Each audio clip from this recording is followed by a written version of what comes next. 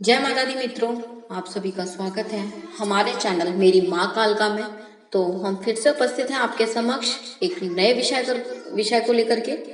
तो आज का विषय ये है कि ब्रह्म मुहूर्त में हमारी आँख का खुल जाना, हमारा जग जाना किस बात का संकेत हमें देता है।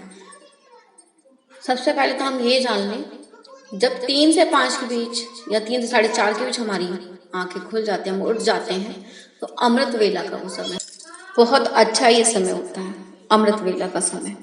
तो इससे तो आप ये सीधा सीधा जान लीजिए कि जो दिव्य शक्तियां हैं, आपके ईष्ट हैं, वो आपको बहुत ही प्रबल संकेत दे रहे हैं कि आप उठिए, उनकी भक्ति में लगिए।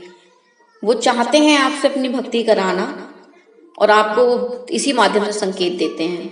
और वो जो समय होता है ना, मैं बता दूं आपको, वो जो समय होता है उस टाइम क्या होता है ना, शक्तियां जो अच्छी दिव्य शक्तियां होती हैं बहुत तेजी से प्रवाह कर रही होती हैं, बहुत प्रबल भी होती हैं। तो उस समय क्या होता है ना कि अगर आपकी आंख खुल जाए, यदि आप उठ जाते हैं, तो आपको तुरंत सोना नहीं चाहिए। उठ के थोड़ी देर अपने, अगर ज्यादा नहीं आप कर सकते तो थोड़ी देर अपने इष्ट का ध्यान अवश्य करें, उसके बाद ही आप सोएं। अगर वैसे तो मेरा मानना यह है कि अगर आपकी आँख खुल गई है उस समय पर, तो आपको फिर दोबारा सोना नहीं चाहिए, क्योंकि आपके इष्ट जो चाहते हैं आपसे, वो अगर चाहते ही नहीं तो आपको उठाते ही।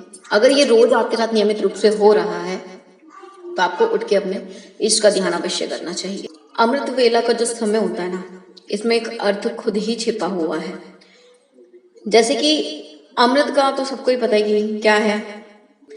अगर आप ध्यान करेंगे, इस समय योग करेंगे, तो आपको जो है आपके इष्ट की कृपा या फिर जिनकी भी आप पूजा करते हैं उनकी कृपा आपको बहुत जल्दी ही प्राप्त होगी। इस समय ये भी कहा जाता है कि जो ईश्वर होते हैं, भगवान होते हैं, अपने भक्तों को स्वयं अमृत पिलाने आते हैं, और उस अमृत को जो नहीं पीता उसे परमानंद की प्राप्ति भी नहीं होती। क्योंकि आप खुद सोचिए कि अगर वो आपको ही पूरे घर में क्यों उठाया, आपकी ही क्यों, ये कोई मैं एक बार के बारे में, 2 बार के बारे में नहीं बात कर रही हूँ, जिनके साथ ये हमेशा रेगुलर ही होने लगता है, धीरे धीरे चल के ज्यादा होने लगता है। जैसे कभी वीक में 2 बार हो रहा है, 3 बार हो रहा है, फिर जाके थोड़ा रेगुलर ही उनके साथ ये सब चीजें हो जाती हैं।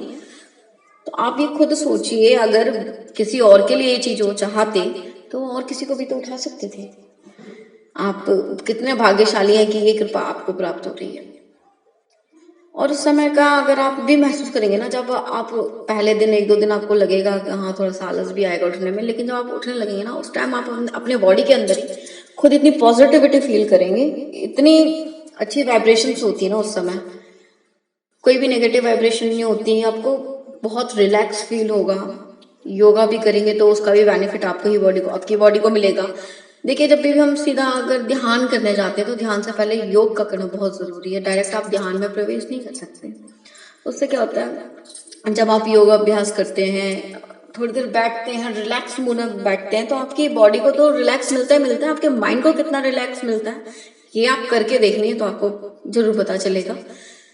बहुत रिलैक्स फील करते हैं, एकदम हल्का हल्का फील करते हैं। इधर उधर की जितनी भी हमारी टेंशन, थकान होती है, सब दूर हो जाती हैं। और उस समय क्या होता है ना, ज्यादा चहल पहल भी नहीं होती। अगर आप एकांत में बैठते हैं ना ध्यान करने में, तो शांति चारों ओर होती है। और आपका जो चित्त होता है, मन तो वैसे भी भटकने वाला है, मन को तो कोई रोक ही नहीं सकता, मन एक जगह टिकता ही नहीं, लेकिन उस समय आपका चित्त जो होता है ना एकाग्र हो जाता है, इतना शांति, इतना अच्छा आपको महसूस होता है उस समय। और उस समय आपको भगवान से जुड़ने के लिए कुछ ज्यादा बड़ी मशक्कत नहीं करनी पड़ती, आप इजीली अपने ईश्वर से कनेक्ट होते हैं उस समय। क्योंकि क्या होता है ना, भगवान की जो अच्छी शक्तियां होती हैं, जो दिव्य शक्तियां होती हैं, जो उस समय वो विचरण कर रही होती हैं, उस समय आप जाप ध्यान करते हैं, उनकी कृपा जो है आपको बहुत ही आसानी से प्राप्त होती है। सृष्टि चाहती है, आपके गुरु चाहते हैं, आपके इष्ट चाहते हैं कि आप उठें, आप परमात्मा का स्मरण करें, आप उनका जप करें। बहुत सारी शक्तियां आपका इंतजार कर रही हैं। शक्तियां जरूरी नहीं है कि शक्तियां आ जाएं और हम दरबार लगा करके बैठ जाएं। आपके अंदर भी बहुत अच्छे विचार पैदा होते हैं, आगे आपके आने वाले जीवन में आप क्या करना चाहते हैं उसमें भी आपका मार्गदर्शन होता है।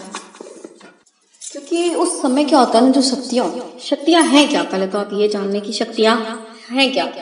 शक्तियां जो होती हैं पॉजिटिव वाइब्रेशन से भरी हुई, जो आपको तंदुरुस्त कर देंगे, धन धान्य से परिपूर्ण कर देंगे, भक्ति से भर देंगी आपको। तो सीधी सीधी बात यही है, ये जो आपको संकेत मिल रहे हैं दिव्य शक्तियां आपको दे रही हैं, और अभी भी वक्त है आप इन संकेतों को समझ लें।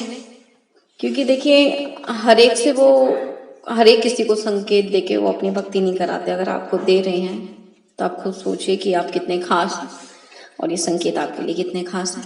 आशा करती हूँ मेरे द्वारा दी गई जानकारी आप सभी को अच्छी लगी होगी और समझ आई होगी।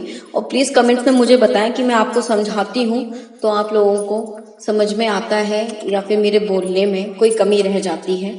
प्लीज कमेंट्स में मुझे जरूर बताएं, और अगर वीडियो अच्छी लगी हो तो प्लीज लाइक कर दें, चैनल को सब्सक्राइब कर दें और इसको ज्यादा से ज्यादा शेयर करें, जैसा कि मैं हमेशा कहती हूँ। प्लीज जय माता दी। माता रानी आप सभी पर अपनी कृपा बनाए रखे, आप सभी के भंडारे भरी रखे। जय माता दी।